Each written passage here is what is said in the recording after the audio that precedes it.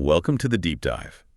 Today we're going to talk about some really unsettling stories from the internet. That's right. We're looking at 4chan, specifically the View board. Exactly. It's this anonymous space, mostly harmless chatter, millions of users, but sometimes it reveals something truly disturbing about, well, human nature. And that anonymity is key, isn't it? It really is. So our aim today isn't to be sensational, but more to understand the kind of things that can happen in these spaces. We'll cover things from strange puzzles to some genuinely chilling confessions. And the real-world impact they sometimes have. Absolutely. And just a heads up, some of this is quite disturbing. It gives you a dark, maybe unique look at the human psyche when there's no identity attached. Okay, so first up, let's go back to 2007. An anonymous user, they'd hidden their IP address, their online footprint. Made themselves untraceable. Right. They posted this question, pretty simple. Yeah. What does B keep in the freezer? Guess what's in mine? And people joked around at first. Yeah, the usual stuff, cat, urine, someone guessed a body, and then the original poster comes back. And confirms it. Confirms it, said someone was right. A severed human leg, and apparently other body parts in a black bin liner. Wow. Did they offer any proof? They did. They posted another picture of their own forearm with a timestamp written on it, right there in front of the open freezers. Unbelievable. And because they were so careful about being anonymous, nothing more ever came out. It's just this cold case, literally a complete mystery. Yeah, and what's really striking there is the immediate shock, and it's amplified because you have no idea who this person is. Exactly. It makes you wonder, how much do we really know about the people around us? What secrets are hidden? Okay, let's move to another deeply unsettling one. This was 2013. An image gets posted, and it's hard to shake. It's a young man clearly confined in this sort of makeshift cage under a bed. Under a bed. Good grief. Yeah. And the message with it just is disturbing. The poster claimed this was a hikikomori, that's a Japanese term, for someone who's completely withdrawn from society. A social recluse, yeah. And this person, the poster, said they had money and the boy needed it. So the offer was, the boy gets anything he wants, but he has to live with the poster, take female hormone injections, oh no, dress in cute clothes, and basically do what they say. That's just exploitation. And the post ends with this chilling line about how the boy seemed happy, the hormones were working, he was gaining weight in all the right places. That's horrifying. What happened to them? We don't know. The post just stopped. No more information ever surfaced. The user's real intentions, the boy's fate, completely unknown. If you look at the bigger picture, it's this awful narrative, isn't it? Exploitation, manipulation, preying on someone incredibly vulnerable. Right. And it shows that dark side of anonymity where control and captivity can be masked as care. It's terrifyingly blurred. Now, this next one's from 2010. It's less about hidden secrets and more about, well, the fury of the internet when it feels like it's been wronged. The Rachel Wistner case. That's the one. A young woman, Rachel Wistner, posts on 4chan. She offers pictures of her breasts. If someone sends her free pizza, okay, she gets the pizza.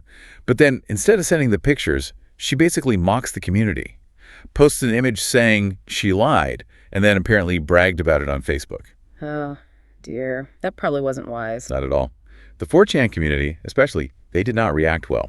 They mobilize fast. What did they do? Found her Facebook, discovered she had a flight booked to Africa, and then they phoned the airport with a bomb threat to make her miss that flight. They actually did that. That's a serious crime. Absolutely. And they didn't stop there. They dug up everything, phone number, high school, home address, threatened to expose it all to her friends, her family. So they basically blackmailed her. Pretty much. In the end, she uploaded the topless pictures she originally promised. Right. It became this kind of cautionary tale, never try to incur the wrath of the internet. It really shows the incredible power and the vindictiveness of that online mob mentality when it feels betrayed or tricked. Yeah, it's scary. And it raises serious questions, doesn't it, about where the line is for digital retaliation. How easily does online justice just spiral into real-world harassment, even criminal acts? It's that sense of collective betrayal driving something really destructive. Okay, switching gears a bit, but still in dangerous territory. This next one involves self-destruction, kind of encouraged by the anonymous crowd. Yeah. Late 2012. Right. Anonymous user posts. Says they're high on Class A drugs, which probably explains some of this. They show a photo of a syringe filled with this bright fluorescent blue liquid. Okay, and what did they want? They asked where they should inject it. People questioned if they were serious, so they posted another photo with a timestamp, to prove it was real time. So they were serious. It seemed like it. One user suggested injecting it into their wrist. And the original poster? They did it. Uploaded pictures of the process, needle in the wrist. The caption just said, "Veins glowing." And then what happened? Nothing. They went completely silent after that. Never posted again in that thread. So what was the liquid? Did anyone figure it out? Theories flew around. Yeah. Glow stick fluid, maybe. UV dye. Some thought it was a hoax. Others worried about, cardiac arrest or something worse. We just don't know what happened to them. It's such a chilling snapshot of extreme recklessness, isn't it? Likely fueled by drugs, yes, but also egged on by this anonymous online audience. Yeah, the encouragement is disturbing. It makes you think about that impulse, that psychological drive to push boundaries in such a dangerous way, publicly but anonymously, seeking a reaction maybe no matter the cost to themselves. Sometimes, though, these things aren't self-destructive. They're aimed outwards. This next one, well, it's one of the darkest so-called pranks I've ever heard of, designed to hurt innocent people. Oh gosh, what was it? Instructions were posted on how to make beautiful crystals. Sounded easy, used common stuff, copper pennies, ammonia, bleach, mix it all in a jar. Pennies, ammonia, bleach. That doesn't sound good together. Exactly. The final step was the worst. Blow into the mixture through a straw, the post said, and crystals will form in 30 seconds. It promised this beautiful decoration. But that combination, that creates chlorine gas, doesn't it? Deadly chlorine gas. Yeah. People who tried it were unknowingly gassing themselves. It causes severe burns to your lungs, your windpipe. That's horrifying. Did people actually fall for it? Some did. Users who knew the science tried desperately to warn people, posting warnings, but sometimes it was too late. We don't know how many were affected, but days later, someone posted anonymously saying they'd ended up in the hospital because of it.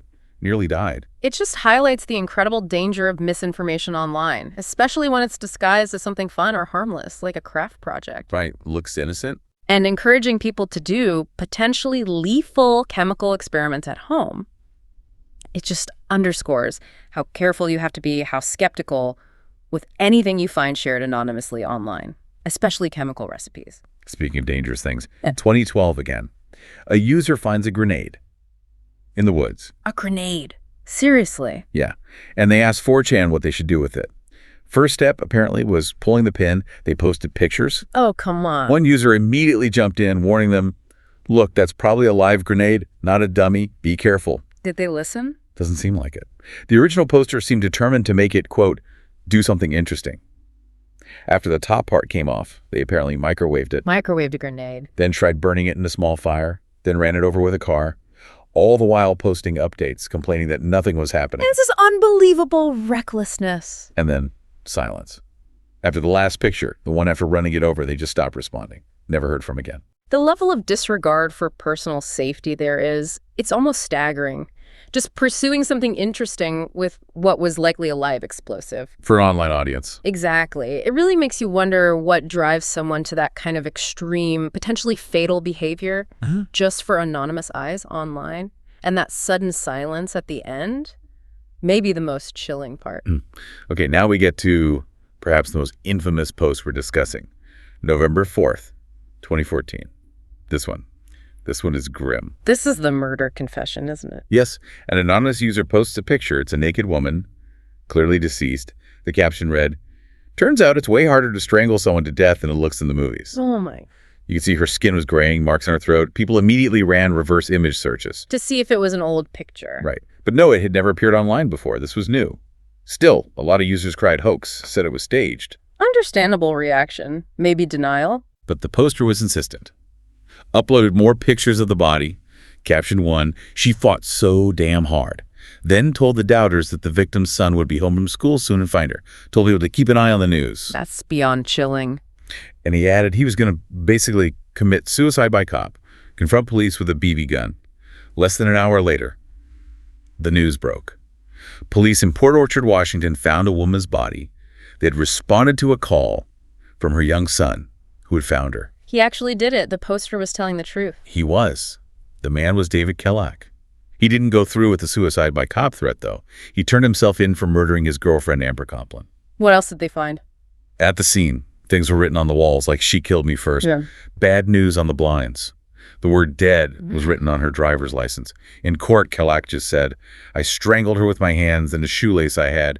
She pissed me off." It's just such a profoundly disturbing convergence of real-world horrific violence and online exhibitionism. Showing it off. Yeah. It speaks to this psychological need some perpetrators have, not just to commit the act, but to document it, share it almost, seek validation or some kind of dark infamy from this hidden audience online, twisting the internet into a stage for pure evil. Let's shift tone slightly. Still mysterious, but not quite as visceral. This is Cicada 3301. Ah, yes, the giant internet puzzle. Exactly. Started January 5th, 2012. An anonymous group calling themselves 3301 posts this cryptic image on B. Says they're looking for highly intelligent individuals. Right. For some secret project. And the image itself was the first clue. Right. A hidden message inside it. It kicked off what people call the world's biggest, maybe most difficult internet treasure hunt.